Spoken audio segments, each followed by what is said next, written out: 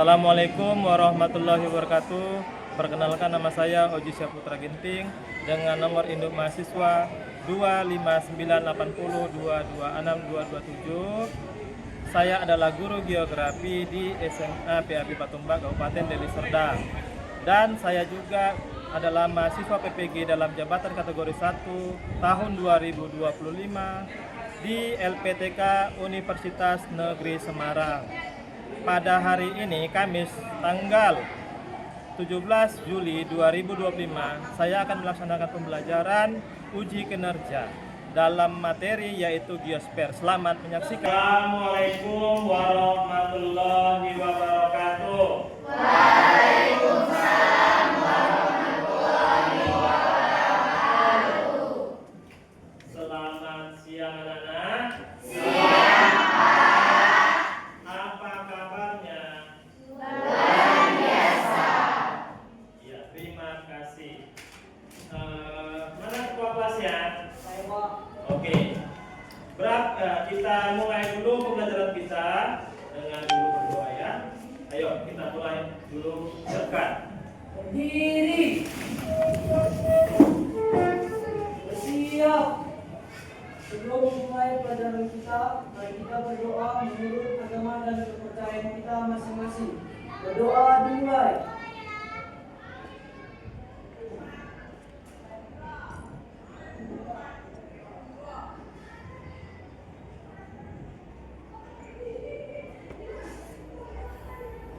Berdoa selesai.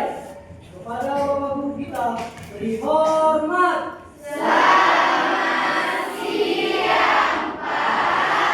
Selamat siang anak-anak, silakan duduk yuk. Nah, di sini Bapak akan membawakan pelajaran mengenai yaitu materi geosper dengan kurikulum merdeka ya. Tapi sebelumnya, sebelum memulai pelajaran, bentar ya. Sebelum mulai pelajaran, Bapak mau tanya dulu kehadiran siswa kita. Berapa hari ini hadir siswa kelas? 35 siswa, Pak. Berarti hadir semua. Ya, Pak. Berarti rajin dan memang bersemangat kelas 10 Akasa ini ya kan?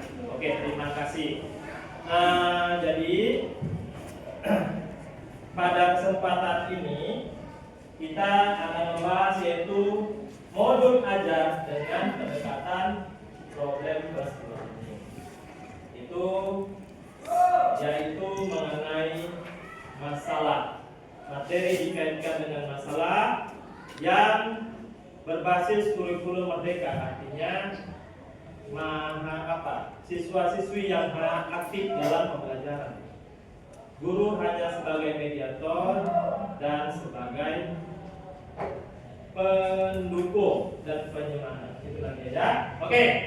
Di sini Bapak lihat ataupun Bapak sampaikan tujuan dari pembelajaran ini. Ya.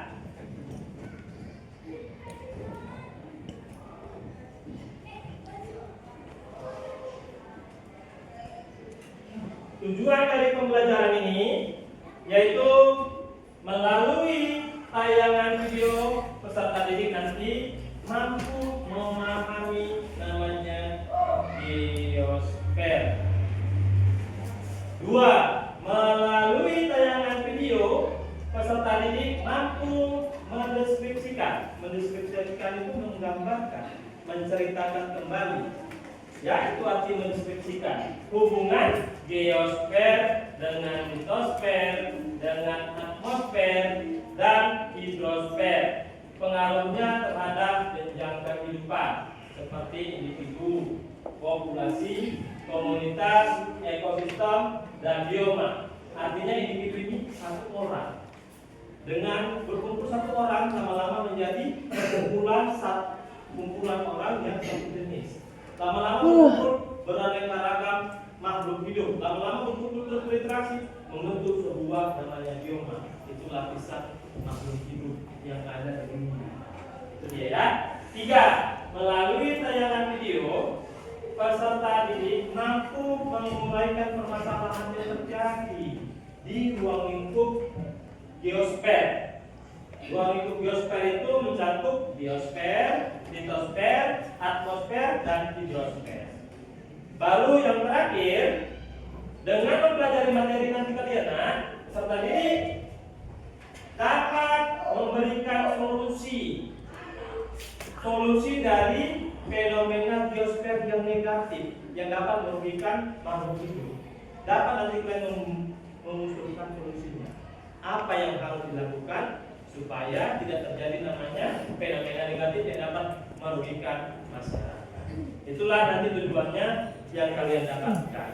Ya, tapi sebelum kita memulai pelajaran, ayo kita dulu ice breaking.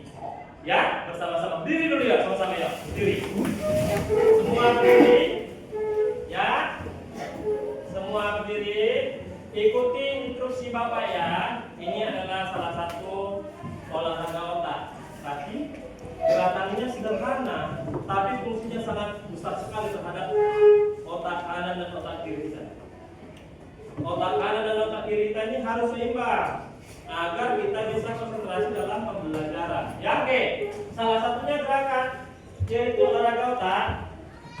Perhatikan Bapak dan ikuti. Tangan kanan ke depan, tunjukkan kelingkingnya.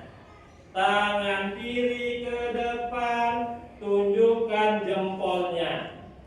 Baru bergantian, tangan kanan ditutup kelingkingnya, tangan kanan tunjukkan jempolnya. Kemudian tangan kiri tutup jempolnya, tangan kiri apakan kelingkingnya.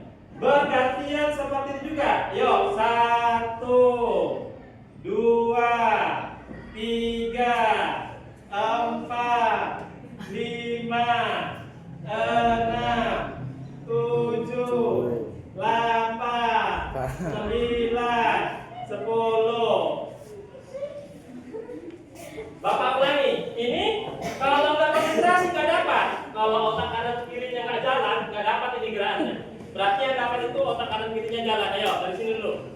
1, 2, 3, 4, 5, 6, 7, 8, 9, 10. Oke. Barisan dua ini dulu ayo. Ayo ke sana ya, barisan dua ini. Ayo. 1, 2, 3, 4, 5, 6, 7, 8, 9, 10. Oke. Gerakan yang pertama adalah otak, itulah gerakannya. Ya, itu memancing pencernaan kedua otak kanan kiri kita. Gerakan sederhana. Itu fungsinya sangat besar sekali untuk menjaga pembelajaran supaya fokus. Itu nanti kalian ingat yang Bapak kasih. Ya, baru gerakan yang kedua yaitu gerakan olahraga otaknya. Tangan kanan ke depan, buat huruf peace, damai, peace. Oke. Tangan kiri ke depan, buat gambar tembak, door. Ya, bergantian ke tangan kiri membuat huruf peace, tangan kanan membuat tembak, door, door, door, door, door, door, door,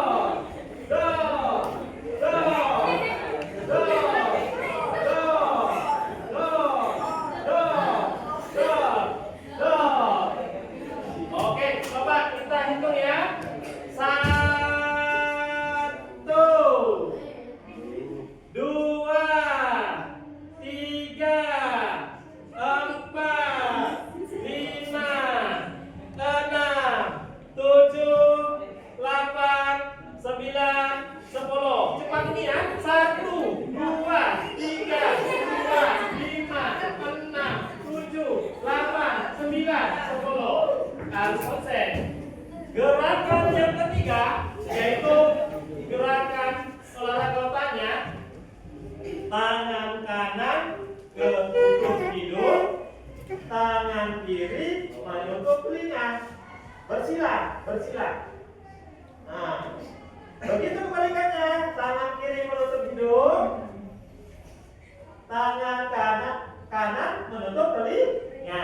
Begitu selanjutnya, kita hitung. 1, 2, 3, 4,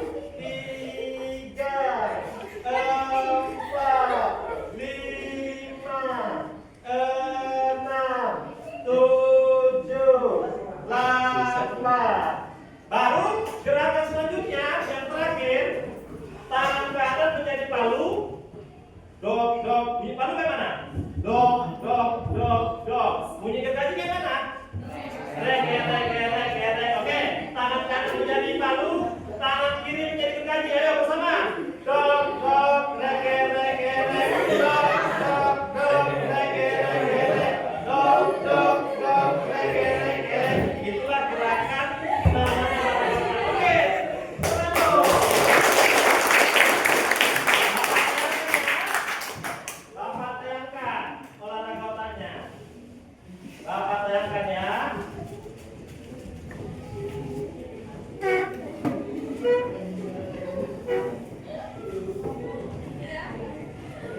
Ikuti gerakannya ya, yang di tunggu sebentar. Nah, kenapa ini ya? Ikuti gerakannya. Oke.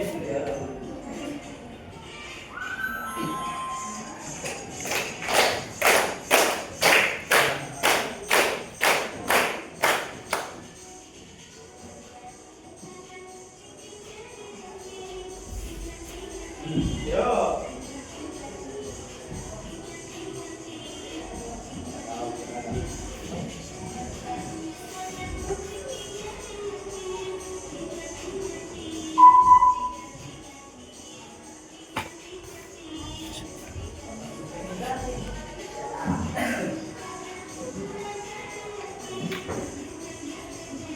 Ya, ikuti gerakannya.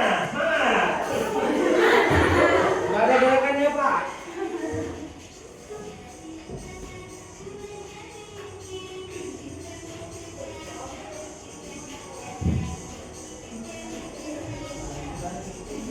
Ayo. Ayo. Ayo, lanjut.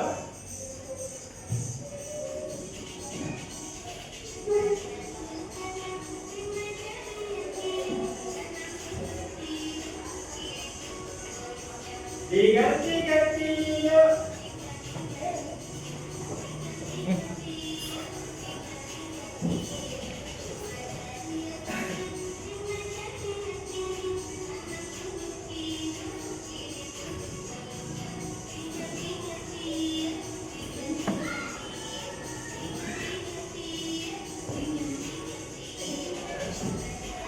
Lagi.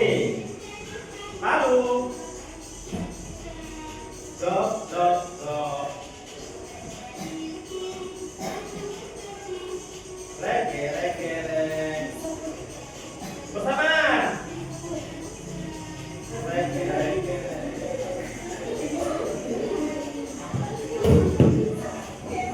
Oke. Oke. Sekali lagi ya, biar semangat. Sekali lagi. Sekali lagi, biar semangat. Sekali lagi. Sekali lagi. Bersiap. Bersiap. Bersiap ya. Sekali lagi.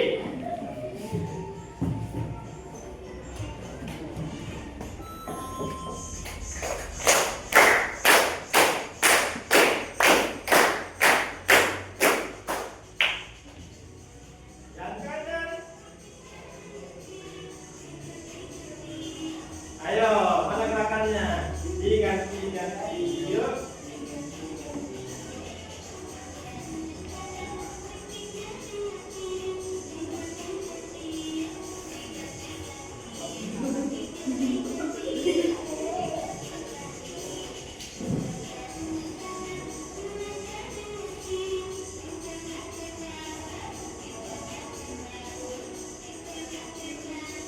Ditembak-tembak.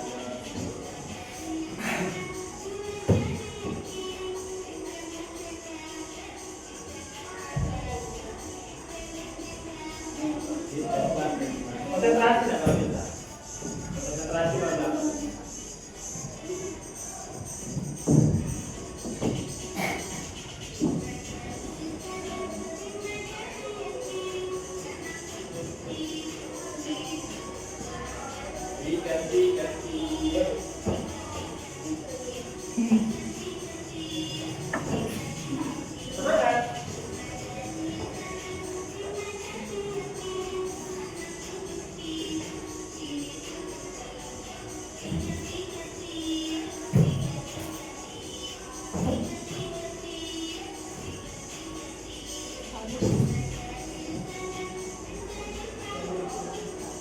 dok, dok, dok, dok, dok. Lege, lege, lege, lege, dok, dok, dok, lege, lege, dok, dok, dok, lege, lege. Oke, terima kasih tepuk tangan dulu.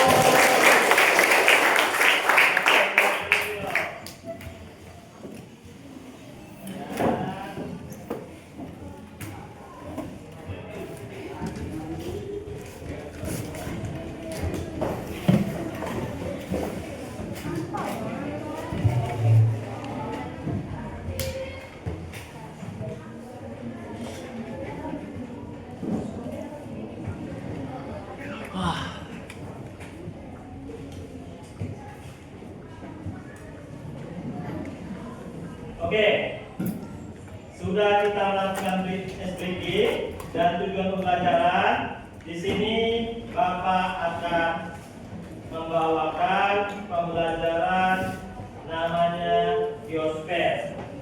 Pasti kalian baru pertama kali ini mendengar kata geosper, oke? Dan nggak tahu apa itu yang disampaikan Bapak itu ya.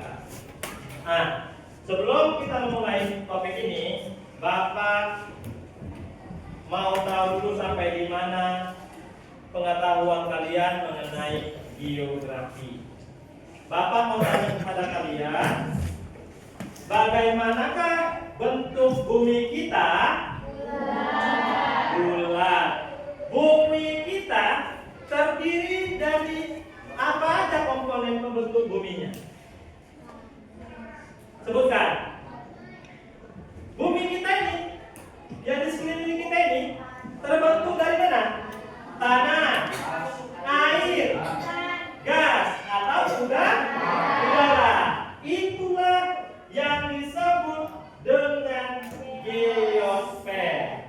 Geosfer itu adalah lapisan muka bumi, baik yang ada di dalam bumi. Di dalam bumi berarti tanah dan bakteri lainnya yang ada dalam, dan juga baik yang ada di atas bumi. Di atas bumi ini adalah oksigen. Oksigen berarti mencakup atmosfer, yaitu oksigen, mencakup tanah, yaitu litosfer, baru mencakup air yang disebut kawan tadi adalah hidrosfer dalam bahasa matematika. Itulah yang dikatakan geosfer. Berarti secara pemahaman sederhana kita, geosfer ini lapisan tempat tinggal makhluk hidup yang ada di bumi seluruhnya mencakupnya. Inilah yang perlu kita pelajari. Bagaimana supaya kita menjaganya, bagaimana supaya kita melestarikannya, agar sampai nanti kalau kita masih lestari dia bumi kita. Karena kita lihat banyak fenomena-fenomena alam yang menyebabkan lapisan geosfer ini rusak.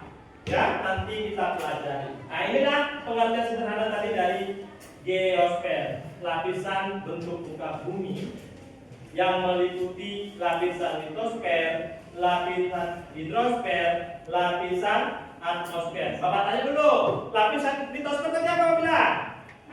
Litosfer, tanah. Lapisan atmosfer, udara.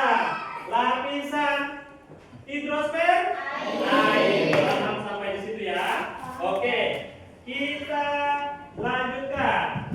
Nah, inilah dia gambar dari pengertian tadi ruang hidup geosfer. Inilah dia, ada atmosfer, ada litosfer, ada hidrosfer. Dari ketiga ini membentuk namanya biosfer. Biosfer ini adalah pengertiannya lapisan makhluk hidup. Makhluk hidup di muka bumi ada berapa? Apa aja? Oke, pintar. Memang pandai kalian. Itulah yang dikatakan biosfer. Dari lapisan biosfer ini yang mencakup manusia, hewan, dan tumbuhan terpecah menjadi antroposfer. Antroposfer ini apa gambarnya?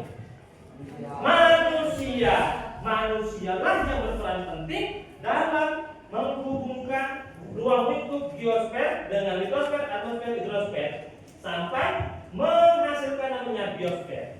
Manusia berperan penting. Manusia berperan penting dalam meliharanya. Manusia juga berperan penting dalam merusak biosfer. Oke, itu Bapak bilang Pak. Kita lihat sekarang masa sekarang.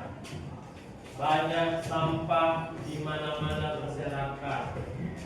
Banyak sampah di pinggir sungai berserakan. Banyak sampah di selokan pari berserakan sampai bersumbat saluran irigasi. Itu menyebabkan namanya musibah nanti banjir. Banjir itu salah satu fenomena geosfer yang negatif, merugikan, merusak ya. Kan yang membuat itu siapa? Manusia. Makanya manusialah yang berperan penting dalam melestarikan namanya ruang lingkup geosfer. Ya, kita lanjut. Nah, ini skema pemahaman mengenai lapisan geosfer tadi ya. Sudah paham tadi ya? Ada litosfer, hidrosfer, atmosfer, dan membentuk namanya biosfer. Lapisan kehidupan ada itu antroposfer, itu manusia. Flora, tumbuh-tumbuhan. Fauna, hewan. Dari hubungan geosfer dengan litosfer, hidrosfer, atmosfer membentuk kehidupan. Semakin baik litosfer, lapisan tanah, maka akan menyediakan banyak namanya nutrisi bagi tumbuhan. Ya, banyak menyediakan nutrisi bagi tumbuhan. Semakin subur tanah, semakin banyak tumbuhan tumbuh. Semakin banyak tumbuhan yang tumbuh, semakin banyak makhluk hidup yang di dalamnya. Semakin sedikit tumbuhan di dalamnya, semakin sedikit juga makhluk hidup di dalamnya. Contoh, di Indonesia dengan di Gurun Sahara, lihat perbedaannya. Di Gurun Sahara nggak ada namanya tumbuhan. Di Indonesia dilempar aja batu ubi ke belakang 9 bulan berbuah, ya kan? Ubi, batang ubi dilempar aja tumbuh dia di Indonesia. Di Gurun Sahara kalau lempar batang ubi kering dia, nggak hidup. Karena kenapa?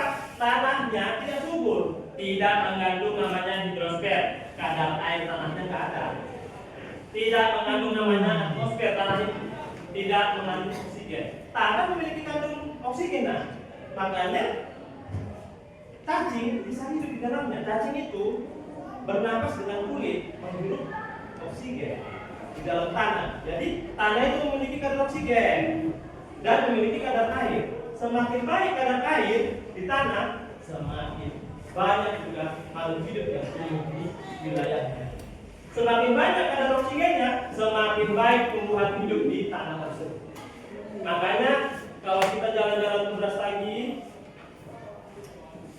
indah kali ya kita lihat. Cantik, buah-buahannya ada di tempat tua ini ya panas. Mereka menjaga kadar tanahnya bagaimana supaya subur. Mereka menjaga bagaimana kadar oksigen tanahnya itu biar tidak hilang dengan cara membalikkan tanah dengan cara mentraktor. Seperti itu mereka mengendalikannya, hubungan antara litosfer, hidrosfer, atmosfer sehingga menciptakan namanya makhluk hidup. Seperti itu dia hubungan. Kebalikannya kalau kita tidak menjaga, kita akan kehilangan namanya ini makhluk hidup kita.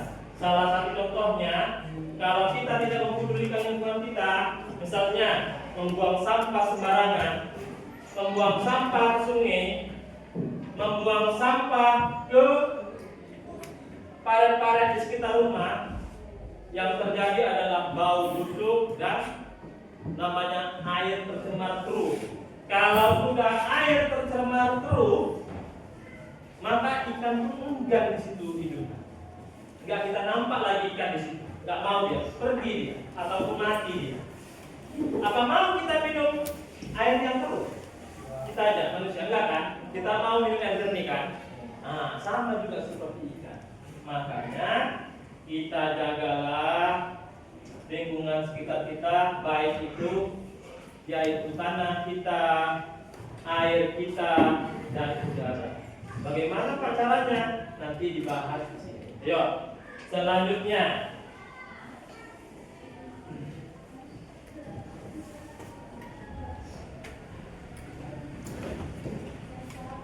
Nah, ini ada perbandingan dua wilayah. Yang satu peduli terhadap lingkungan, yang satu tidak peduli terhadap lingkungan. Lihat itu gambarnya. Apa kita lihat perbedaannya di situ? Tengok perbedaannya yang sangat signifikan. Itu akibat kita tidak peduli lingkungan secara kecil. Padahal kalau bumi kita ini sudah mau kemana kita? Mau kemana kita? Ke planet Mars. Siapa yang mau ikut? Hah? Ke Jupiter. Siapa yang mau ikut? Ke Saturnus. Siapa yang mau ikut? Gak bisa hidup kita di planet lain selain planet bumi. Karena kenapa? Di bumi apa kelebihan dari planet lain? Iya, memiliki kadar oksigen. Planet lain nggak ada. Apa mau beli oksigen kita? Setiap saat kan kita. Oke, inilah dia perbedaannya. Di sini kita menjaga melestarikan lingkungan, di sebelah kita tidak peduli terhadap lingkungan hanya segala tidak tadi, yaitu kita membuang sampah pada tempatnya. Itulah segala kita peduli terhadap lingkungan. Contoh kayak di sekolah ini, kalau ada sampah berserakan di depan kelas, taruh di tong sampah. Jangan acuh-acuh, jangan berpikir, bukan aku yang buang. Jangan seperti itu. Kita peduli terhadap lingkungan agar tercipta namanya ini dia hubungan geosfer yang baik, yaitu antara hidrosfer, atmosfer, litosfer, sehingga menciptakan namanya kehidupan hewan, tumbuhan, dan manusia dengan baik. Biak dengan baik membentuk suatu individu, semakin banyak membentuk populasi, semakin banyak membentuk ekosistem, semakin banyak membentuk biosfer. Ya, Bapak kembalikan lagi definisi biosfer. Biosfer adalah lapisan kehidupan yang ada di muka bumi yang meliputi manusia, hewan, dan tumbuhan. Manusia, hewan, dan tumbuhan dapat hidup apabila hubungan antara litosfer, atmosfer, dan hidrosfer bisa berjalan dengan baik dan memiliki kadar yang baik. Seperti itu dia. Yang berperan utama dalam mengendalikan semua lapisan biosfer ini adalah antroposfer, manusia. Manusia harus peduli terhadap alam. Manusia harus peduli terhadap lingkungan sekitar agar tetap selamat dalam hidup. Yang lainnya seperti itu dia, ya.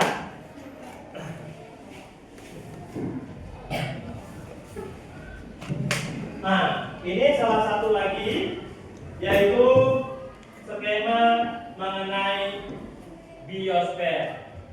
Di sini ada tanah yang ditumbuhi oleh tumbuhan, tanah menyerap air sehingga air bisa subur, dan tanah subur bisa menciptakan tumbuhan. Dengan adanya tumbuhan, maka bisa menjadi bahan pangan untuk makhluk hidup lain seperti hewan dan manusia. Seperti itu ya. Saling berhubungan satu sama lain. Satu saja mengalami kerusakan, maka satu saja ini mengalami longsor, maka tumbuhan akan rusak. Kalau tumbuhan rusak, maka sumber pakan untuk makhluk hidup berkurang. Otomatis populasi makhluk hidup berkurang, termasuklah populasi jumlah manusia berkurang. Seperti itu biasa. Kalau kita nggak peduli terhadap lingkungan, suatu saat nanti di masa yang akan datang kita akan terjadi namanya kelaparan. Karena kenapa? Jumlah penduduk bertambahnya banyak setiap tahun. Pernah berpikir gitu kan ya? Tapi lahan kita tinggal bertambah enggak? Hah? Tidak. Mau di mana kita tinggal? Di pohon beringin? Hah? Enggak. Di mana dia tinggal? Di pohon jambu? Kita harus tengah gunung? Enggak. Jadi bagaimana caranya? Dengan cara merawat lingkungan, menanam pohon, dan membuang sampah pada tempat.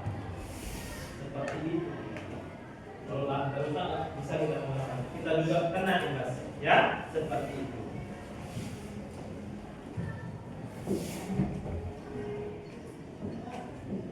Kita lanjut.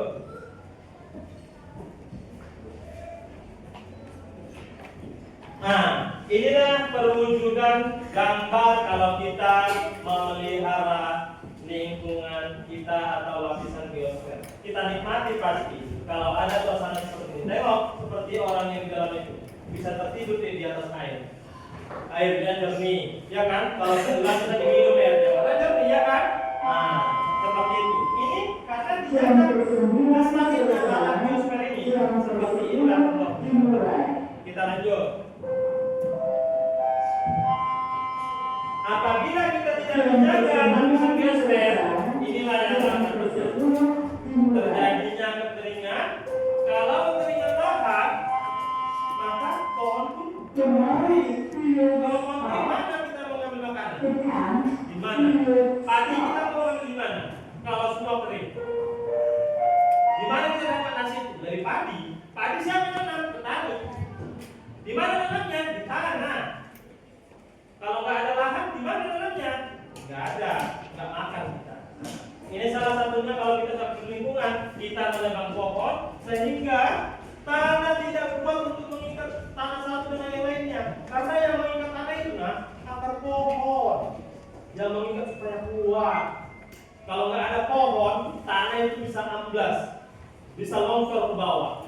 Inilah fungsi dari pohon. Pohon akarnya bisa menahan tanah. Batangnya bisa dibuat, lihat apa ini? Dibuat apa? Nih, batang meja, kursi, kusen, pintu. Daunnya bisa untuk apa?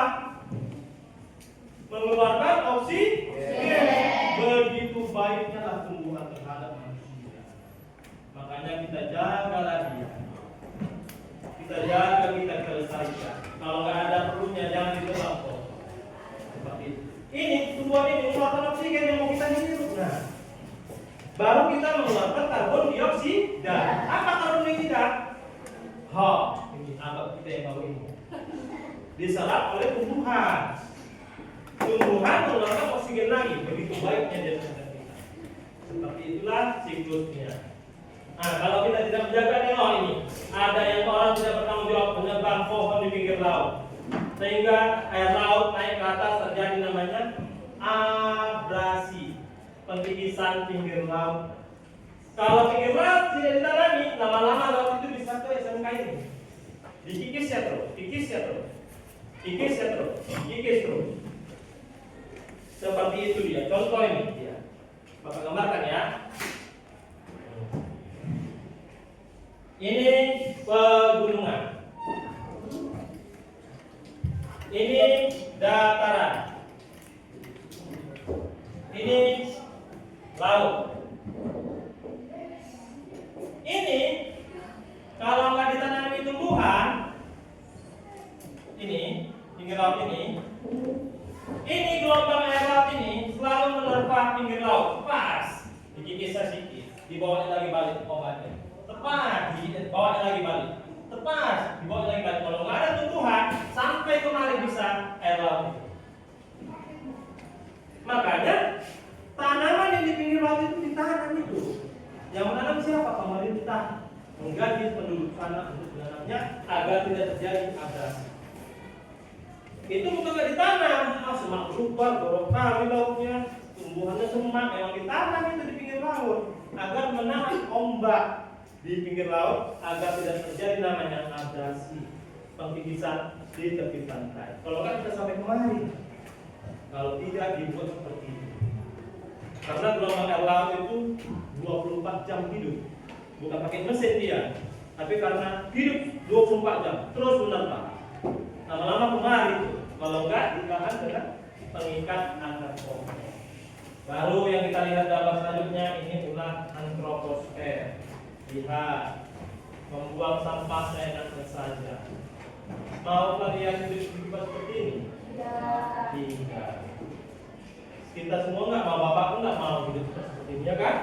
Nah, karena kalau udah seperti ini pasti menimbulkan bau yang tidak enak, bau yang tidak menyenangkan, ya, yang bisa menyebabkan penyakit ini, ya, seperti itu. Makanya kita harus peduli lingkungan biar kita paham hidup sampai 1000 tahun lagi. Ya. Nah, inilah salah satu penanggulangan dari memelihara geosfer. Ini penanaman di tepi laut, akar pohonnya mencegah abrasi, mengikat ombak, memecah ombak. Dengan adanya pohon ini maka bisa menjadi sumber makanan bagi kepiting dan makhluk hidup lainnya. Baru lihat teman ini saking segarnya melihat lingkungan di sekitarnya sampai tidur di atas danau yang jernih indah. Stop penebangan hutan secara illegal logging. Apa illegal logging? Terlarang, tidak ada di sini saja. Tidak boleh. Ini yang bahaya, tidak bisa mengikat tanah lagi nih tanahnya. Gak rawan longsor. Kalau udah longsor, yang dikorbankan adalah makhluk hidup, termasuk manusia. Seperti itu. Oke? Kita lanjut. Nah, di sini ada tayangan sebuah video, bisa kita tonton mengenai konsep geosfer ya. Kita tonton dulu ya bersama-sama. Tunggu Bapak hidupkan dulu ya.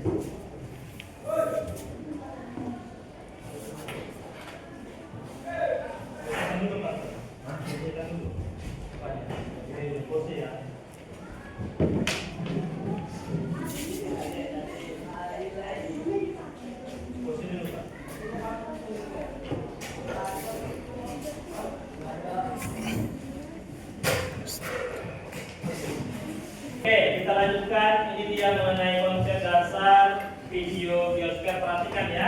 Ini nanti menjelaskan yang dijelaskan melalui PowerPoint. Jangan sampai ya.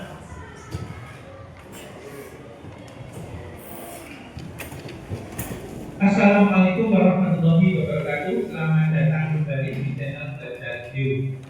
Lanjutan materi geografi fase E kelas 10 kurikulum merdeka fenomena biosfer. Pada video kali ini kita akan membahas biosfer atau lapisan kehidupan.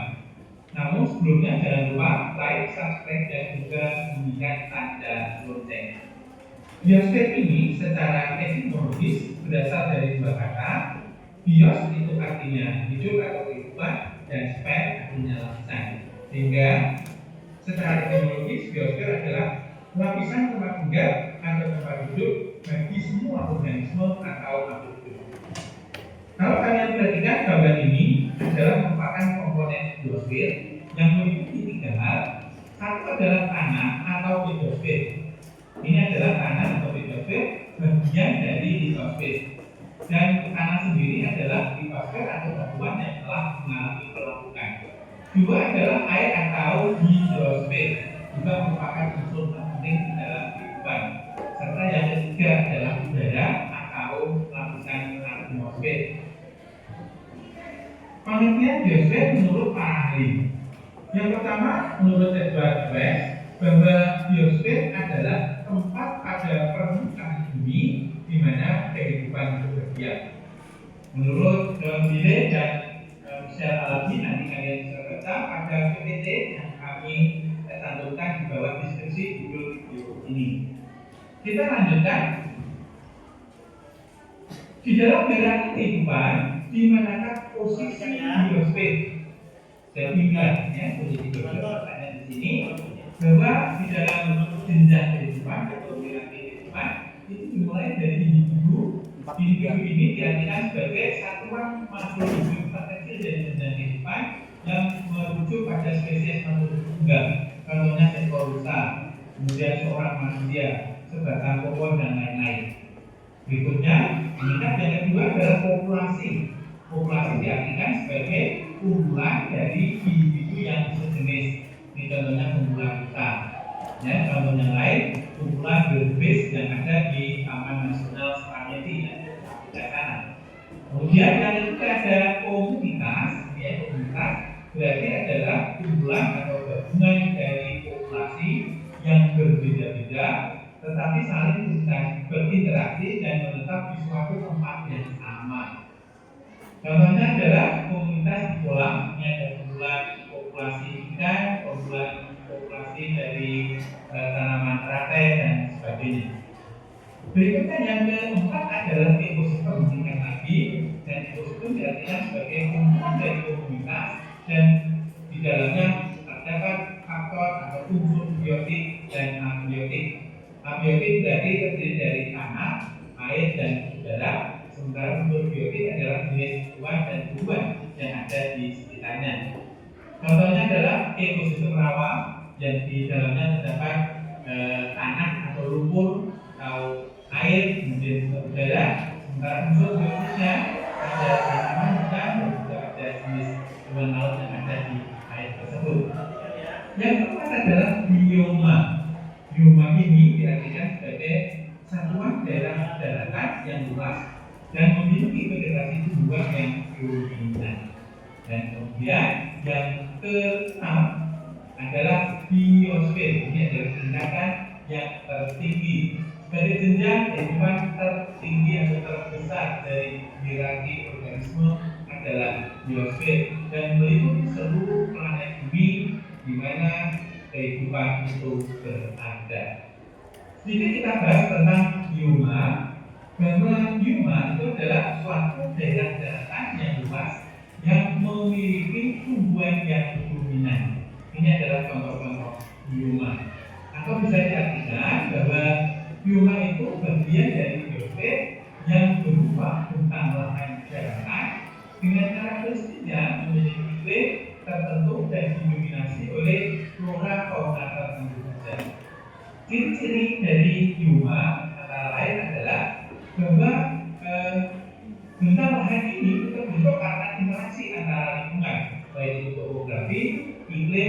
maupun organisme yang ada di dalamnya, baik flora maupun faunanya. Utamanya didominasi ciri yang kedua oleh vegetasi atau flora tertentu atau tanaman tertentu, dan sekaligus tanaman dan tumbuhan tersebut menjadi nama biomanya. Contohnya adalah bioma gurun, maka jenis tanaman yang ada di daerah tanaman yang hidup di daerah gurun. Bioma padang rumput, tanaman yang gurungan padang rumput. Kemudian ada bioma tangga, yang adalah jenis bioma di mana tanaman yang gurungan adalah tumbuhan berdaun jarum. Ada lagi di bawahnya ya, kalau sedikit ada tundra. Tundra ini jenis tanaman umum yang ada di sekitar kutub. Kemudian ada bukan gugur di daerah Afrika dan juga jenis tanaman yang gugur, dan bioma bukan hujan tropis, tapi didominasi oleh bukan hujan tropis. Materi flora fauna secara detail akan kita bahas besok di kelas 11. Demikian, terima kasih atas segala perhatiannya, dan misalnya bisa dalam tugas proyek di materi mengantar dosen ini dengan membuat portfolio. Silakan pilih salah satu topik. Oke, itulah video salah satunya konsep dasar biosfer. Ini ada lagi video mengenai fenomena biosfer yang meliputi nanti, yaitu meliputi tanah dan meliputi air. Penyebabnya nanti bisa kita lihat dari video yang kita tayangkan. Ya, perhatikan dan simak, nanti dikata dipahami, nanti karena ada pilih untuk bagaimana menanggulangi fenomena biosfer itu. Lihat. Gelombang tsunami yang terbentuk di lautan terbuka bergerak dengan kecepatan tinggi, tetapi hampir tidak terlihat. Sekarang gelombang tersebut mendekati pantai atau kedalaman air berkurang. Anehnya, gelombang yang awalnya tampak tidak berbahaya tiba-tiba memperoleh amplitudo yang sangat besar, tsunami yang dahsyat. Mari menyelami dasar laut untuk memahami fisika aneh ini. Di sini, satu lempeng tektonik meluncur di bawah lempeng lainnya. Perhatikan tonjolan pada lapisan atas. Berapa lama gerakan ini akan berlangsung? Potongan kayu yang tersangkut ini menunjukkan apa yang terjadi. Mari kita terus kencangkan. Tetapi setelah beberapa saat, mirip dengan percobaan tersebut, dasar laut melepaskan semua energi yang terkumpul dalam waktu singkat. Beginilah cara gelombang tsunami terbentuk. Jika seluruh lautan bisa dikuras dengan sihir, Anda akan melihat dengan jelas berbagai bagian permukaan bumi. Bagian-bagian tersebut disebut lempeng tektonik. Permukaan bumi terdiri dari berbagai lempeng tektonik yang relatif bergerak satu bersama lain. Tepatnya 7 lempeng tektonik utama. Lava cair di inti bumi bersirkulasi terus-menerus karena perpindahan panas konvektif. Lempeng tektonik mengapung di inti cair seperti es mengapung di atas air. Lempeng tektonik terus bergerak karena gerakan terus-menerus lava. Misalnya, dalam animasi ini, 2 lempeng tektonik saling menjauh dan terbentuklah lembah retakan tektonik atau lembah rift. Lembah retakan Afrika Timur adalah contoh yang bagus dari jenis gerakan ini. Sekarang lihat gerakan lempeng tektonik ini. Di sini, lempeng-lempeng tersebut saling bertemu. Interaksi semacam ini bisa mengakibatkan terbentuknya gunung, palung, dan terkadang gunung berapi yang aktif. Contoh terbaik dari gerakan konvergensi semacam ini adalah Cascade Range, Amerika Serikat Barat Laut. Pergerakan lempeng tektonik sangat lambat, hanya beberapa inci per tahun. Sekarang pengamatan menarik. Tandai titik-titik di semua area rawan gempa bumi di dunia. Anda akan sadar bahwa semuanya terletak di wilayah pertemuan 2 lempeng tektonik. Ya, gerakan relatif antara 2 lempeng tektonik dan pelepasan energi terkait mengakibatkan gempa bumi. Gempa bumi yang terjadi di dasar laut menyebabkan tsunami. Pergerakan lempeng tektonik yang menyebabkan tsunami sangat menarik. Pergerakan ini disebut pergerakan zona subduksi. Kita sudah melihat jenis pergerakan konvergen ini, tetapi kali ini terjadi di bawah air. Dalam pergerakan ini, energi rendah terakumulasi di lempeng tektonik atas dari waktu ke waktu. terlihat kerak benua menonjol ke atas dan lempeng samudera tenggelam di bawahnya. Hal ini terjadi karena lempeng samudera jauh lebih padat daripada kerak benua. Anda mungkin melihat satu fitur menarik kerak benua. Kerak benua menekuk ke dalam yang mengakibatkan terbentuknya palu besar di sepanjang batas lempeng tektonik. Lihatlah alam indah yang terbentuk di dasar laut Samudra Pasifik. Namun, berapa lama akumulasi energi ini berlangsung? Beberapa zona subduksi menyimpan energi selama berabad-abad. Di zona subduksi lainnya, energi ganda dilepaskan secara bertahap dari waktu ke waktu. Peristiwa pergeseran yang lambat ini tidak mengakibatkan tsunami. Namun, di beberapa wilayah, seperti Palu Jepang dan Palu Kunci di Peru, energi dilepaskan dalam sepersekian detik. Gempa bumi seperti itu pasti mengakibatkan gelombang tsunami. Gelombang yang dihasilkan akan memiliki kecepatan lebih dari 200 km per jam, tetapi hampir tidak terlihat karena amplitudonya yang rendah. Gelombang tsunami biasanya memiliki amplitudo kurang dari setengah meter, tetapi panjang gelombangnya mencapai ratusan kilometer. Namun, ketika gelombang mendekati garis pantai, ceritanya berubah. Apa dampak dari berkurangnya kedalaman air terhadap gelombang? Ayo kita bergelombang untuk mencari jawaban dari pertanyaan ini. Catat waktu yang dibutuhkan gelombang untuk mencapai titik dari air. Yaitu 1,9 detik. Tapi saat kedalaman air menjadi panjang, gelombangnya membutuhkan waktu yang lama untuk sampai ke posisi yang benar.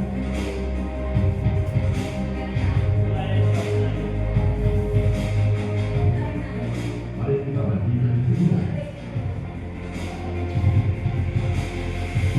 Ketika kedalaman air berkurang, kecepatan gelombang tidak berkurang. Mirip dengan percobaan tersebut, saat gelombang mendekati pantai, kecepatannya berkurang secara signifikan. Frekuensi gelombang tetap konstan selama proses ini. Ini berarti gelombang harus mengurangi panjang gelombangnya di wilayah dangkal. Namun, karena energi keseluruhan tetap konstan, satu-satunya pilihan untuk mempertahankan energi konstan adalah dengan meningkatkan amplitudo gelombang. Fenomena ini disebut pendangkalan gelombang. Inilah alasan mengapa gelombang tsunami menjadi sangat besar di dekat pantai. Gelombang yang bergerak lambat dengan amplitudo yang sangat tinggi. Akhirnya, gelombang ini menghantam pantai, menimbulkan kehancuran. Perlu dicatat bahwa dalam gelombang tidak ada gerakan horizontal materi. Jika Anda meletakkan bola-bola di sepanjang jalur gelombang, bola-bola itu hanya akan berosilasi di posisi mereka sendiri. Pembentukan tsunami benar-benar merupakan kekejaman fisika. Tidak ada partikel air yang bergerak maju, tetapi karena keadaan amplitudo gelombang menjadi sangat tinggi sehingga menghantam pantai. Kepercayaan populer bahwa jika terlihat garis pantai surut drastis di pantai, Anda akan segera mengalami tsunami. Kepercayaan ini ada benarnya. Terkadang palu tsunami mencapai pantai terlebih dahulu. Ini berarti Anda akan tiba-tiba melihat garis pantai surut. Setelah beberapa detik, puncak tsunami akan mencapai pantai. Perlu dicatat bahwa tidak semua tsunami didahului oleh surutnya garis pantai. Terkadang puncak tsunami tiba lebih dulu. Tsunami Samudra Hindia tahun 2004 merupakan tsunami paling dahsyat yang pernah disaksikan manusia.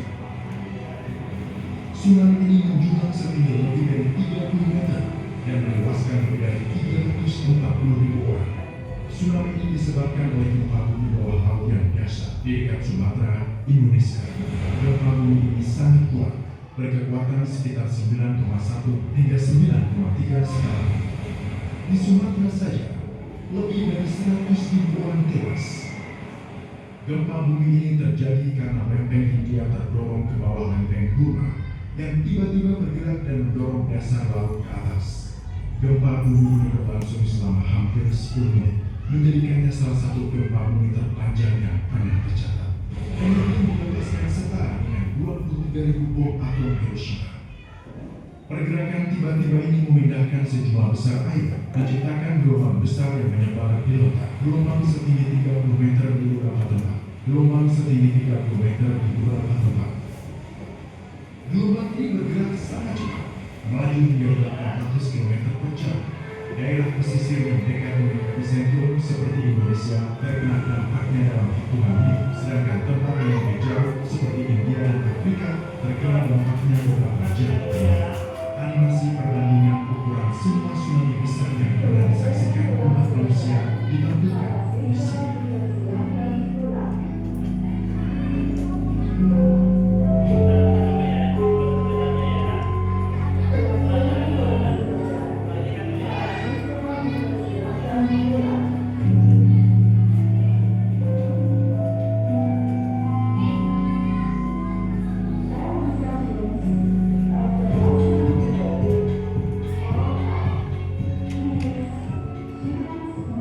Gempa bumi bawah laut merupakan penyebab utama terjadinya tsunami. Akan tetapi, perlu dicatat bahwa ada 3 penyebab lain yang dapat memicu terjadinya tsunami. Letusan gunung berapi di bawah laut merupakan penyebab utama lain yang dapat memicu tsunami. Ketika gunung berapi bawah laut meletus, gunung tersebut bisa meletus atau runtuh, mendorong air keluar dan membentuk gelombang besar yang pada akhirnya menciptakan tsunami. Terkadang tanah longsor di bawah laut atau di dekat pantai juga dapat menyebabkan tsunami. Jika sejumlah batu besar, lumpur atau es tiba-tiba jatuh ke laut, maka air akan terdorong dan menciptakan gelombang. Gelombang ini bisa berbahaya jika mencapai daratan. Meskipun sangat jarang, ketika ada massa besar yang jatuh ke laut juga bisa menyebabkan tsunami. Misalnya meteor. Tsunami di bendungan Payung terbentuk dengan cara yang sama. Massa besar tanah longsor menghantam badan air. Ketika massa besar menghantam air, ia menciptakan percikan yang bisa berubah menjadi gelombang besar. Untungnya, tsunami semacam ini tidak sering terjadi. Pada tahun 2004, tidak ada sistem peringatan dini tsunami di Samudra Hindia. Tragedi tahun 2004 menjadi peringatan bagi semua negara. Mereka kemudian meluncurkan pelampung untuk mendeteksi perubahan laut sedini mungkin. Sensor tekanan di dasar laut mendeteksi setiap perubahan ketinggian permukaan air. Data tekanan ini dikirim ke pelampung yang dilengkapi antena dan kemudian diteruskan ke satelit. Ingat, pada tsunami 2004, gelombang tsunami membutuhkan waktu sekitar 20 menit untuk mencapai Sumatera, 1-2 jam untuk mencapai Thailand, dan 2-3 jam untuk mencapai Sri Lanka dan India. Jika pelampung DART dapat mengirimkan informasi lebih cepat daripada kecepatan gelombang tsunami, pihak berwenang akan bisa mengevakuasi orang-orang di daerah rawan tsunami. Pertanyaan besarnya adalah, apakah tsunami bisa dicegah? Jepang berpendapat demikian.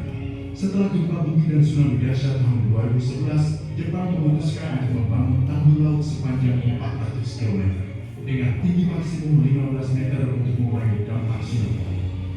Sebelum tahun 2011, tinggi tanggul ini bervariasi antara 5-10 meter dan tsunami yang tingginya mencapai 15 meter dengan mudah menerjangnya.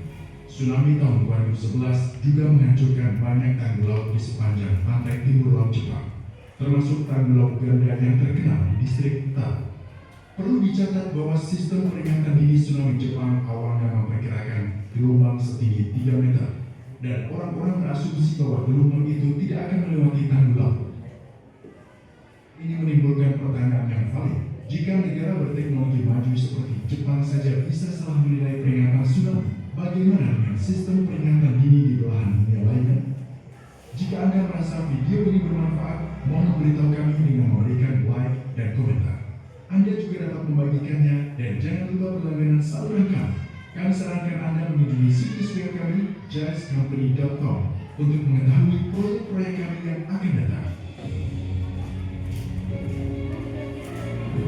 Oke, untuk videonya sudah selesai. Sekarang Bapak coba membuat contoh biar semakin paham mengenai lapisan geosfer untuk kita menjaganya agar tidak terjadi bencana atau musibah. Bapak membuat sebuah paralon. Ini Bapak buat di sini bacaannya apa? Aliran sungai. Ini ditangkap ilustrasikan alat peraganya aliran sungai. Ya, di sini ada penampang mangkok ataupun apa namanya? Talas. Ini Bapak buat apa namanya?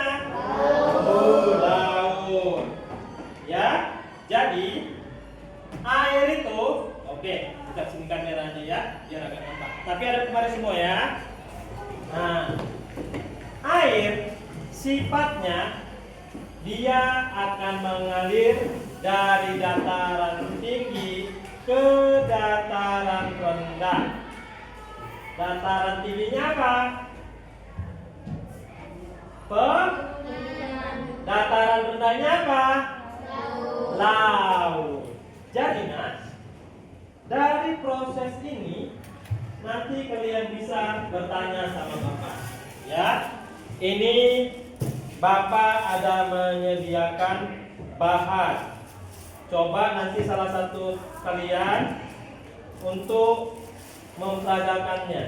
memperagakan bahwasannya inilah proses biosfer ini apabila kita tidak menjaganya. Sebentar ya. Ini ada sebuah lapisan tanah. Tadi kita pelajari lapisan tanah, bahasa geografinya apa? Litosfer. Litosfer ini enggak terkena namanya air, sehingga udah lama nggak ditumbuhi tumbuhan ini, tanah ini. Ini Bapak ambil di bawah bangunan yang enggak terkena sinar matahari, tidak terkena air, sehingga tidak tumbuh-tumbuhan di tanah ini. Kalau tanah ini terkena air hujan, coba kita praktekkan. Kalau dia terkena arus air, apa bertahan atau tidak? Coba dulu yang dekat sinilah. Coba tuang sedikit. Tanah ini yang tidak terkena air sehingga tidak tumbuh-tumbuhan, sehingga tidak ada sumber akar untuk mengikat tanah ini. Bagaimana kalau nanti kita alirkan dengan air sungai, sumber air ini? Ayo, coba dulu tuang kembali, tuangkan. Ayo, tuang sedikit. Oke, ini ada tanah di sungai. Kalau nggak ada tumbuh-tumbuhannya, kalau lewat air ataupun aliran air mengairi sungai, apa yang terjadi? Sirat, coba. Ayo, sirat, pelan. Berdiri, berdiri.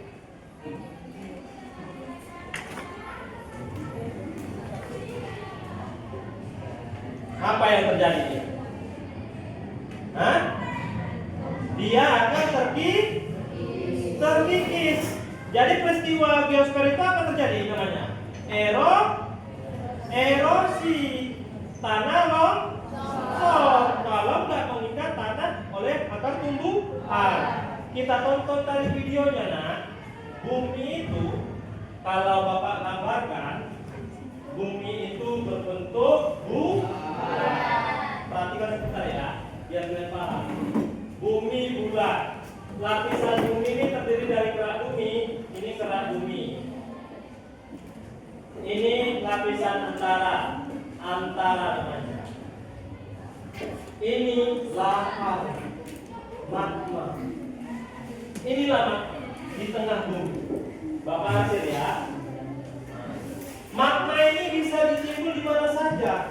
Di sekolah SMK juga bisa. Di rumah kita pun bisa. Kenapa demikian? Apabila kita tidak menjaga ini, wilayah ini. Dengan cara bagaimana? Bagaimana supaya tekstur tanah ini kuat? Kalau terjadi dia retakan bumi sangat dalam, maka magma yang di sini keluar. Sedikit-sedikit keluar. Apa yang terjadi? Terjadi namanya apa? Kalau bertemu sini maknanya sini pegunungan. Inilah proses terjadi pegunungan. Nggak percaya bukan? Mana ada magma di dalam bumi? Main-main ke danau Linting. Air danau Linting, airnya ini apa? Panas. Dari mana asal panasnya itu? Hah? Dari gesekan antara mata air dan lahar magma yang ada di inti bumi. Bergesek ya, kayak dimasak, keluar dia ke atas. Itulah terjadinya namanya air panas belerang. Seperti itu prosesnya. Bagaimana terjadi seperti itu, Pak? Apabila ada retakan dari kulit bumi, apabila ada tadi pergerakan dari lempeng, lempeng yang ada di dalam bumi.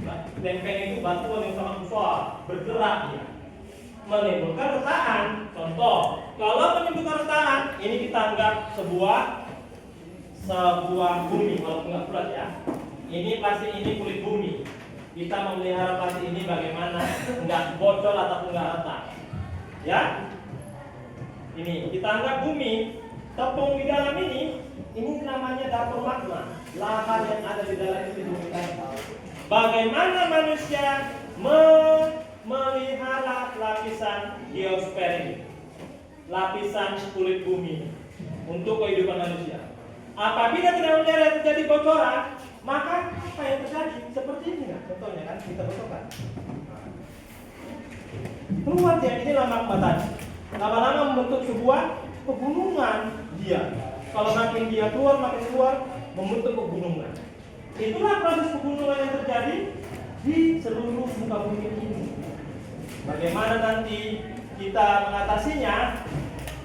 Kalau terus magma ini keluar tumpah terus seperti gunung Sinabung, maka terjadi namanya pegunungan yang sangat tinggi, seperti gunung Everest yang tertinggi di dunia.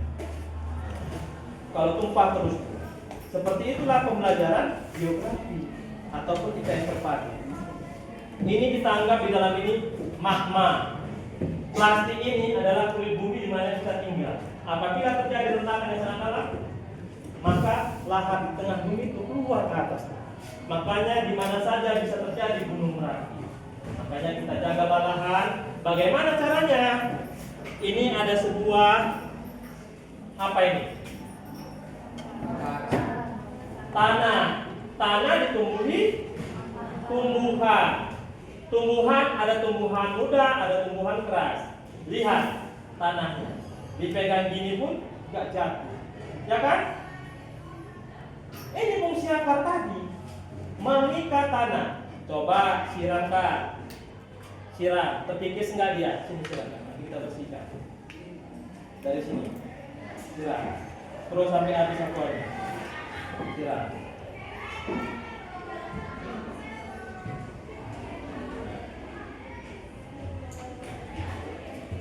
Nggak mau dia terkikis, mengikat tanahnya.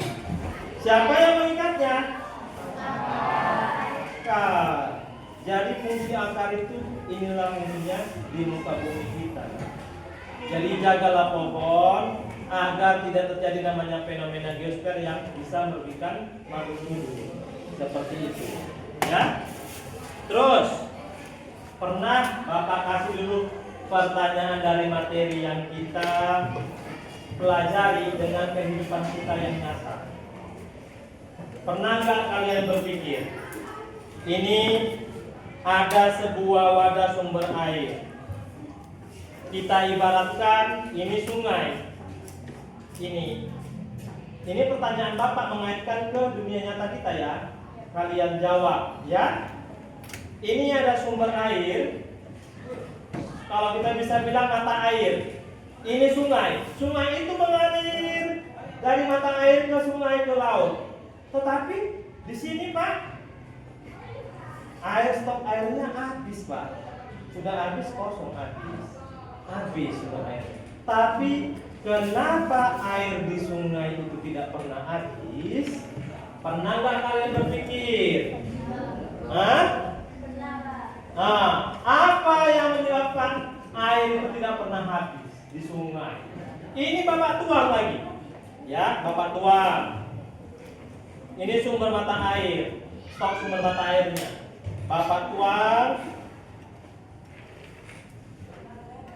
mengalir terus menerus sungai itu habis sumber air. Tapi di sungai terus dia mengalir ke habis-habis. Apa yang menyebabkan dia nggak habis? Faktor apa yang menyebabkan dia tidak habis? Bayangkan dia kalau habis, bagaimana kita?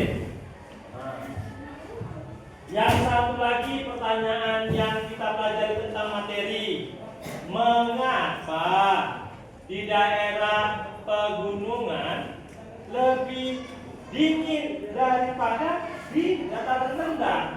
Padahal pegunungan lebih dekat jaraknya ke arah matahari daripada dataran rendah yang jauh dari jarak dari matahari. Mengapa lebih dingin daerah pegunungan? Ada nggak pernah berpikir seperti itu? Nah, coba Bapak mau dulu satu orang yang menjawab.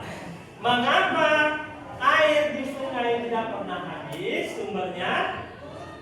Ada yang bisa menjawab sesuai pemahaman kalian yang kalian pelajari dari materi ini?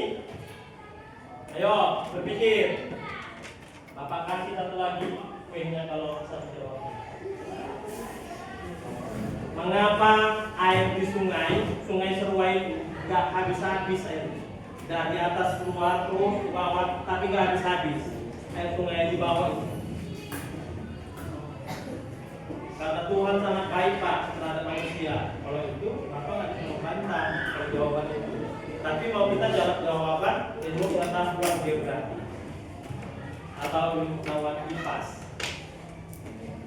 Siapa yang bisa menjawab? Ayo, Bapak kasih kue satu lagi.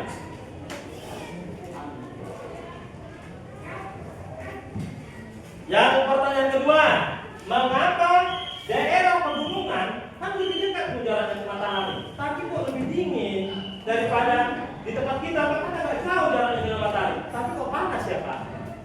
Ayo, apa yang menyebabkan bisa demikian, bisa panas seperti itu? Siapa yang bisa menjawabnya? Bapak kasih kue satu lagi. Ayo. Ayo. Mengapa air sungai tidak pernah habis? Hah? Tunjuk tangan. Gak apa-apa, kalau kalian dapatnya. Tunjuk tangan. Ayo. Oke. Berdiri.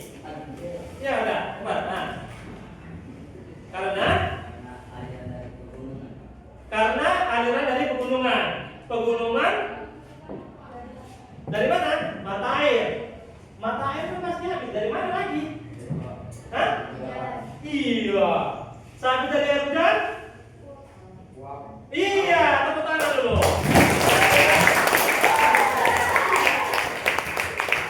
Pandi. Bapak mau ngasih animasi katanya bahasa uap tadi.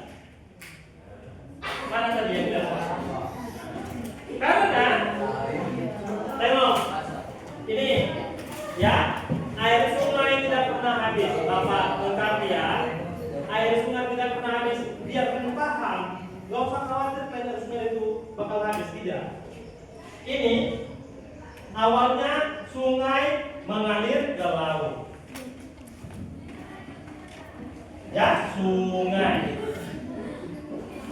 laut dengan menerima banyaknya air, matahari menyinari laut, terjadi namanya penguapan.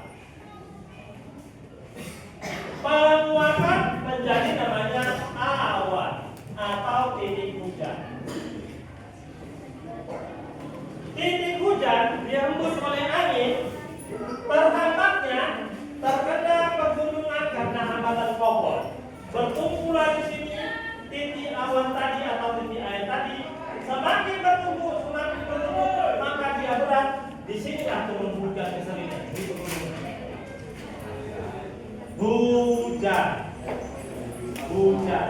Begitulah selanjutnya sirkulasi ini terus menerus.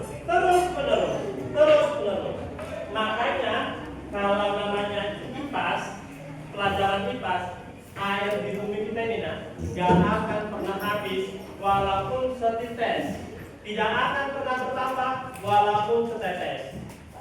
Kau masak air teh dihidupi terus sampai habis itu, air itu bukan pergi hilang masanya, tidak, menguap menjadi titik air ke awan.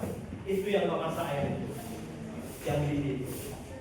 Nanti kembali lagi ke awan menuju menghasilkan air hujan. Seperti itu sirkulasinya terus, seperti itu sirkulasi, sehingga itulah menyebabkan air sungai tidak pernah habis sampai kapanpun. Tapi penyebaran air itu yang berbeda-beda, tergantung wilayah itu banyak tumbuhannya untuk menyimpan air di dalam tanah. Itu dia, tumbuhan yang berpengaruh di dalamnya. Dan jawaban pertanyaan satu lagi, siapa yang bisa menjawab? Mengapa di pegunungan lebih rendah suhunya? Padahal ini, kalau Bapak hidupi kamera flash Bapak, ini Bapak anggap matahari. Ini kau dataran rendah, Bapak pegunungan. Lebih dekat jarak Bapak ke matahari daripada kamu. Tapi lebih panas suhu kamu. Bapak lebih dingin pegunungan. Apa faktornya?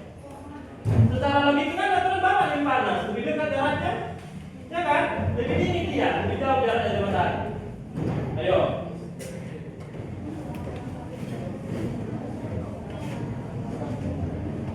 Hah? Kalau tahu cocok jawabannya pas, Bapak kasih satu lagi. Ayo. Hah? Karena berdiri. Kalau mau berdiri. Karena awan ditembus oleh angin dibawa ke pegunungan. awan dibawa oleh angin ke pegunungan. Awan ditembus oleh angin dibawa ke pegunungan. Itu menyebabkan sumber air yang terus-menerus tidak pernah habis, ya. Ayo, orang cepat tapi bagus. Nah, bisa mengutarakan pendapat dan percaya diri. Ayo yang lain. Yang lain. Coba. Diri. Dengarkan. Ini ilmu bahan ini, nak. Ini profesor yang menjelaskan. Sama kalian profesor. Sudah amin, ya kan? Ayo. Karena ada nitrogen sangat padat, dan ada nitrogen tinggi, sehingga karena ada nitrogen padat, dan menyebabkan cepat mengantar sinar panas. Itulah alasan mengapa suhu udara dari sini turun. Oke, itu Pak.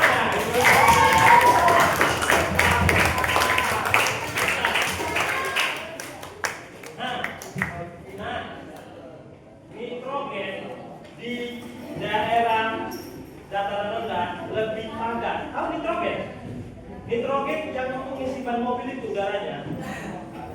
Baru yang untuk gelas yang kita gas itu nitrogen. Nitrogen di udara daerah panas ini atau dataran rendah padat. Nitrogen itu gampang menyerap panas matahari, disimpannya di sini. Baru nanti sesudah matahari tidak menyinari dibuangkannya ke atas. Itulah makanya dataran rendah itu lebih panas. Dia. Baru kenapa pegunungan itu lebih dingin, Pak? Kebalikannya, di dataran tinggi nitrogen itu dia tidak ada garam komposisi nitrogennya, sehingga lahan di daerah pegunungan itu tidak menyerap panas matahari dia memantulkan, dipantulkannya ke bawah. Misalkan gini, matahari dari sini menyinari kemari, karena nitrogen sangat dalam, tidak bisa diserap panas matahari oleh daerah sini karena nitrogen sedikit, jadi dipantulkan lagi ke bawah sini. Seperti itu. Sinar matahari itu dipantulkan dari bawah. Nah, makanya daerah dataran tinggi lebih dingin daripada dataran rendah.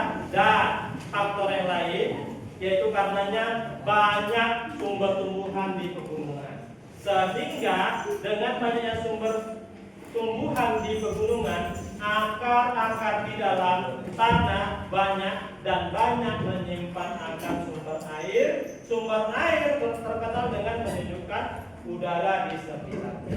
Itu salah satu faktornya. Nah, itulah faktor dari mengapa suhu di dataran pegunungan lebih tinggi. Itulah dia. Oke.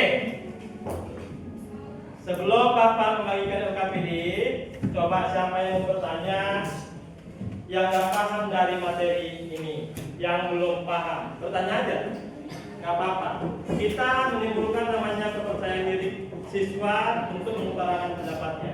Ayo, yang mau bertanya, yang tidak paham terhadap materi ini, ayo. Ya, diri. Oke. Apa perbedaan antara geosfer dengan geosfer? Oke. Betul, bagus sekali. Apa perbedaan Giosfer dengan biosfer Pak hampir sama kata-katanya. Giosfer, biosfer. Saya bingung Pak membedakannya. Betul. Siapa yang mau menambahkannya? Oke, wah nanti pintar. Oke. Jawabannya adalah Nah. perbedaan biosfer dengan biosfer. Biosfer adalah lapisan bumi yang cakupannya dan objeknya lebih luas dari seluruh lapisan bumi, meliputi lapisan litosfer atau tanah, lapisan hidrosfer atau air, dan lapisan atmosfer atau udara. Sedangkan biosfer adalah lapisan bumi yang mencakup semua makhluk hidup seperti tumbuhan, hewan, dan manusia. Oke, terima kasih bersama. Itu melatih percayaan diri. Ya, nah, kalau kata sederhananya, giosfer adalah lapisan seluruh muka bumi, baik di atas maupun di bawah muka bumi.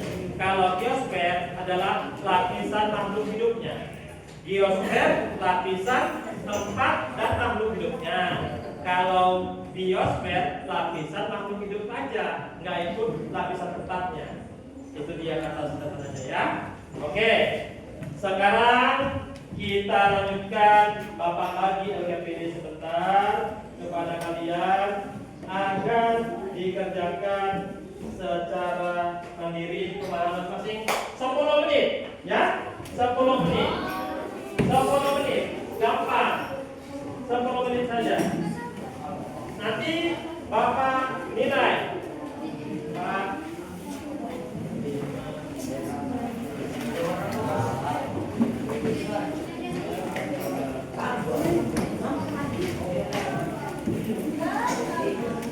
Berapa orang ini? 10? Oke, 10. Ini berapa?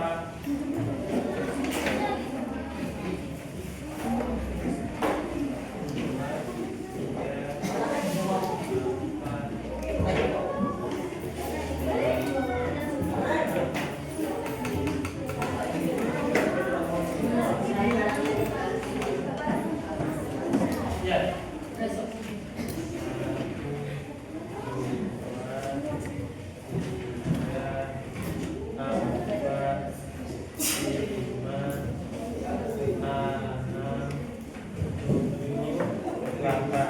Sepuluh menit ya. Percaya diri aja kerjakannya.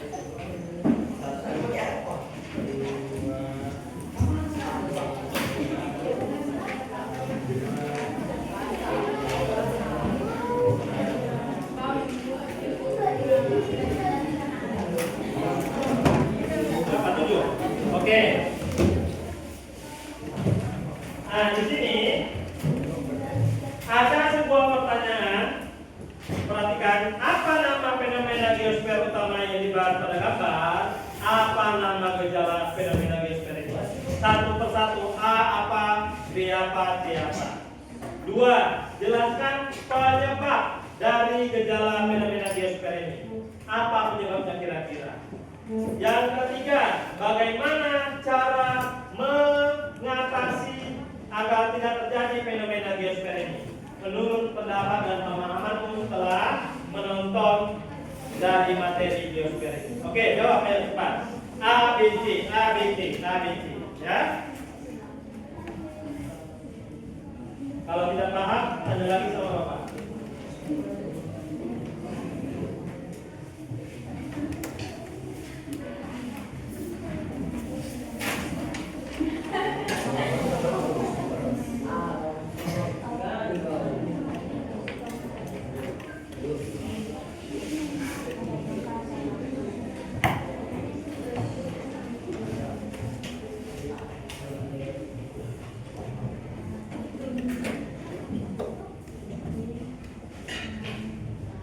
Ayo kerjakan ya kan? Ya. Ya. Buat nama di kanan sebelah atas. Kalau nanti nggak muat yang isiannya itu boleh dibaliknya. Di lembar baliknya apa-apa diisi. Nomor 1, 2, 3, 4. 1, 2, 3 aja ya. Boleh diisi di baliknya, nggak apa-apa.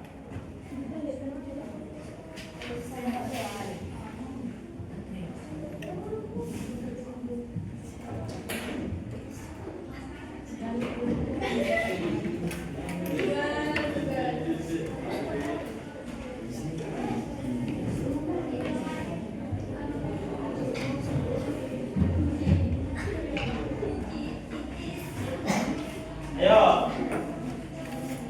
10 menit. Ada yang susah kan? Nggak susah, gampang kan?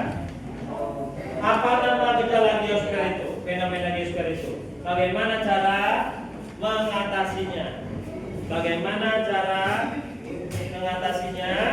Dan apa penyebab dari geosfer itu?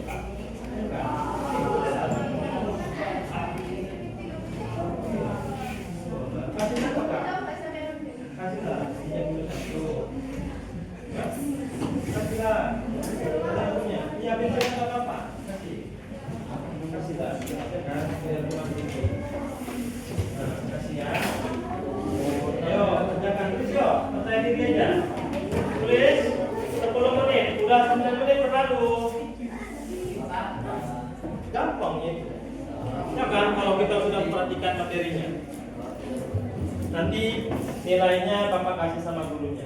Ini maaf ya, kita tadi demonstrasi sini, nanti Bapak kasihkan.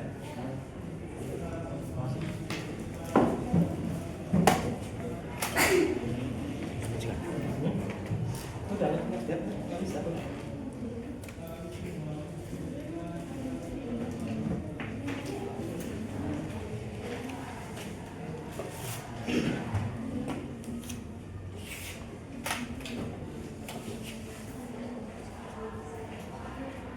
Nanti nilainya Bapak hitungkan ya. Percaya diri aja.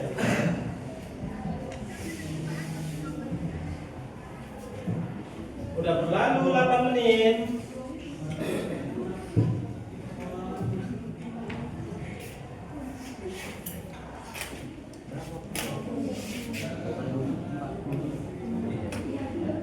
Udah berapa menit?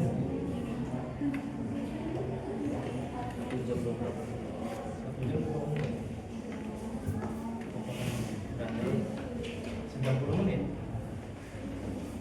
Ini 5 menit udah. Gak apa-apa lihat. Ayo cepat, percaya diri ini belakangnya.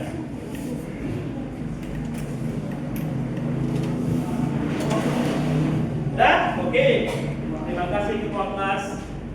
Ya, udah siap? Oke, mantap. Sini. Hah? Namanya di atas sebelah kanan boleh. Ya. Terima kasih kakak dan abang yang cantik, yang ganteng. Percaya diri aja, sesuai pemahaman masing-masing. Gak apa-apa. Ya, apa yang kalian dapat dari materi ini biar bermanfaat bagi diri sendiri. Udah? Oke, terima kasih. Yuk. Ada yang nggak paham? Paham semua kan? Sudah siap? Udah. Sini. Yuk, sini nak. Terima kasih. Ini udah. Dua lagi.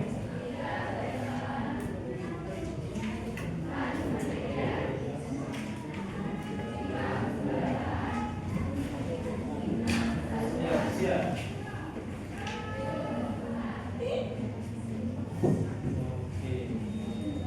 Percaya diri aja, apa?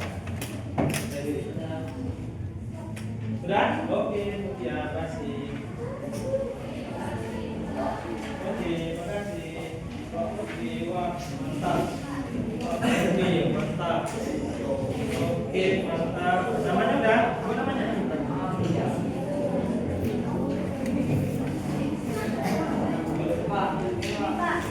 Ya, oke.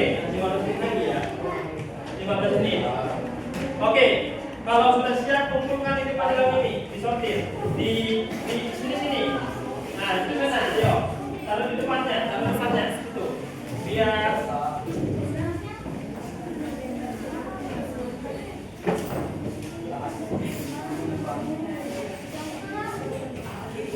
sudah.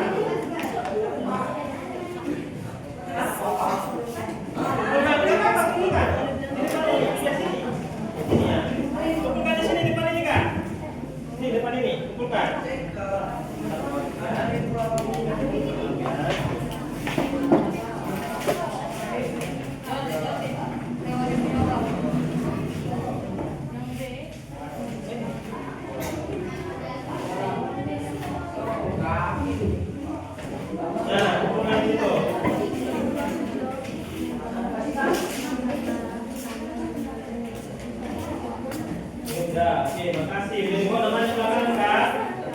kanan, sebelah kanan atas.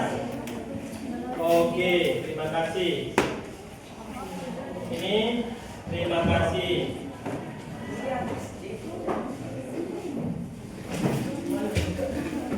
Udah?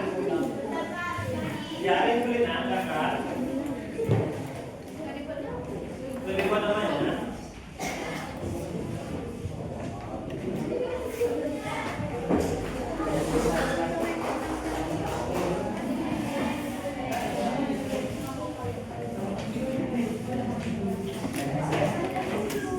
Lebih buat nama.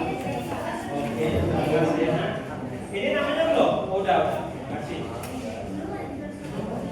Percaya diri ada dirinya. Oke.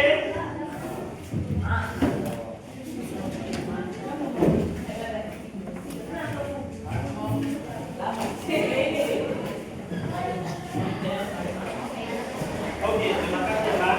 Oke Pak, Profesor. Ayo, lagi. Ada yang tulis?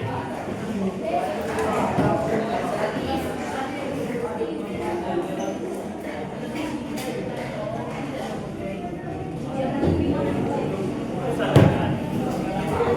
Cara menanggulanginya dengan cara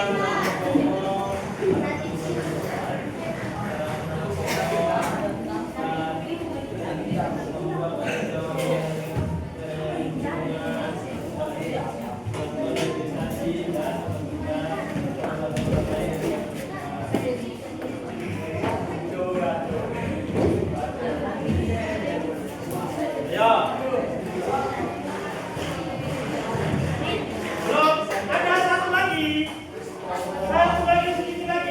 Ini cuma 2 soal tentang pengamatan. 2 soal saja.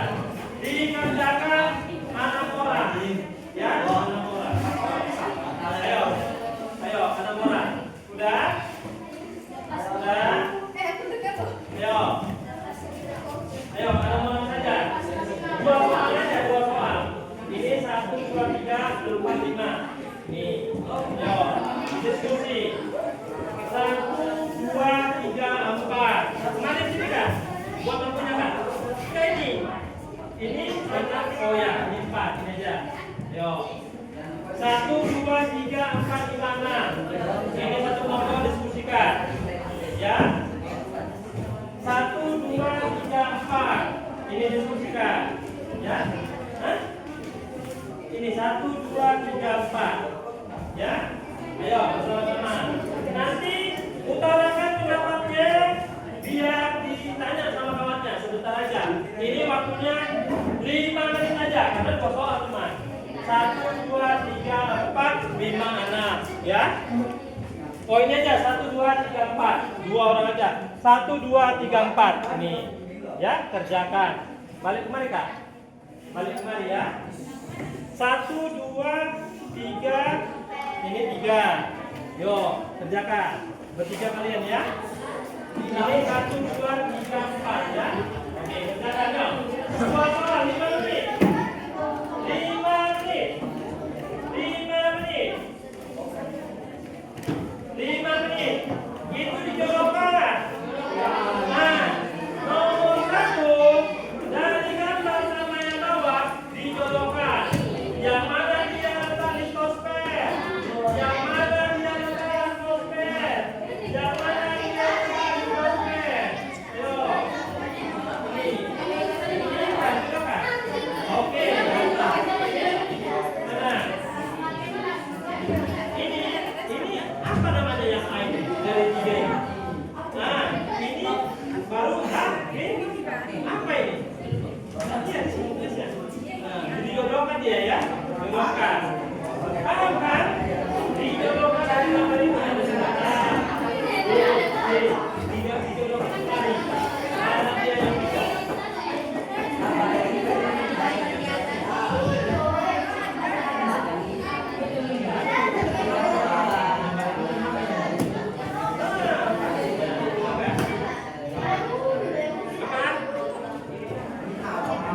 Nah, ini dijodohkan.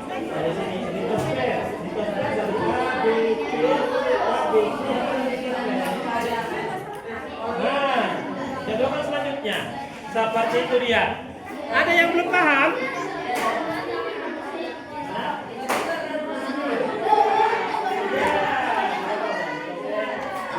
Ya, Pak, tunjuk dulu, Pak. 5 menit, udah berjalan 4 menit. Udah paham?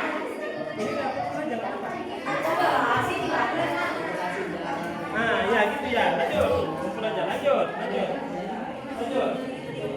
Lanjut. Ya, lanjut. Ya, lanjut. Ya. Ya, diskusi. Namanya tulis di belakang. Nama kelompok, nama-namanya tulis di belakang ya. Nama habitatnya aja.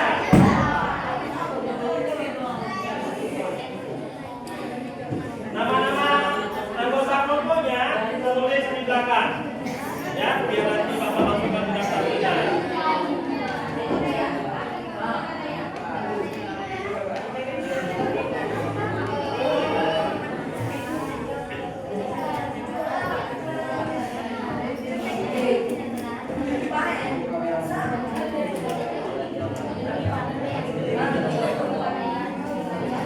Kalau nggak paham boleh bertanya.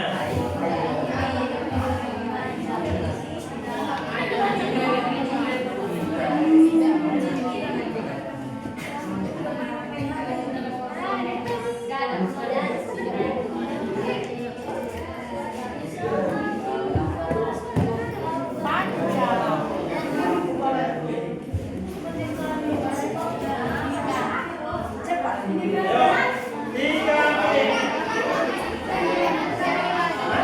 Boleh. Nama orangnya buat belakang. Mana ya? 3 menit. Gampang juga.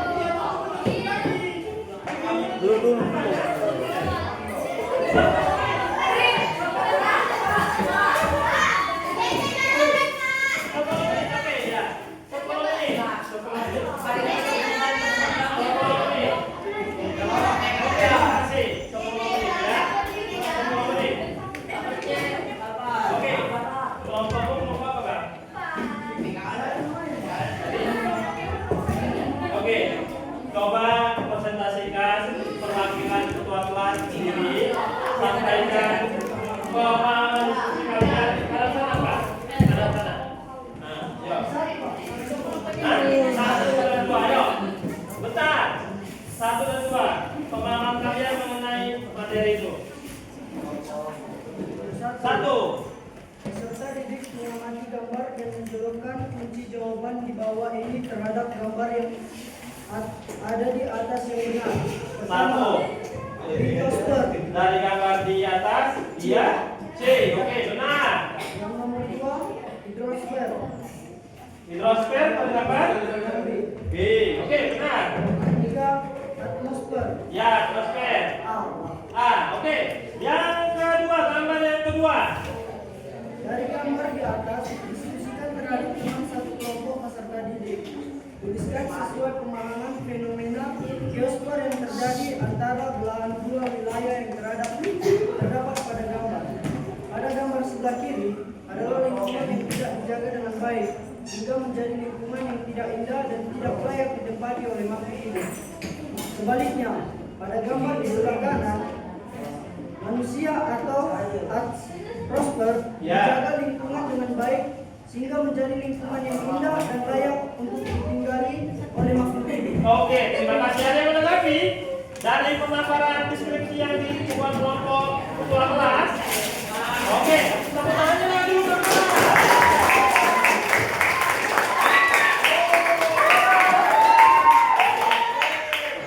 Oke, Bapak mau agar pembelajaran ini bermakna, coba satu orang dulu membuat kesimpulan dari pembelajaran kita. Apa yang telah didapatnya dari pembelajaran materi geosfer ini yang sudah dipahaminya? Ayo, tunjuk tangan dulu. Biar Bapak kasih kita, Bapak lampirkan nanti kepada wali kelasnya. Ayo, tunjuk tangan. Ayo, oke, berdiri. Lihat, kita jadi ketua kelas dari suami belakang. Oke, silakan. Kesimpulan dari pembelajaran kita disampaikan oleh ketua kelas kita. Terima kasih, ayo. Kesimpulannya adalah kita dapat tahu gimana caranya untuk menjaga lingkungan agar lingkungan itu terlihat indah dan layak untuk ditempati tidak hanya manusia, hewan, dan juga tumbuhan. Oke, kata ketua kelas bagaimana manusia itu harus berperan penting dalam memelihara lingkungan. Karena kalau manusia tidak berperan penting, maka makhluk hidup tidak bisa tumbuh hidup di lingkungan geosfer tersebut. Itulah dari kesimpulan ketua. Terima kasih.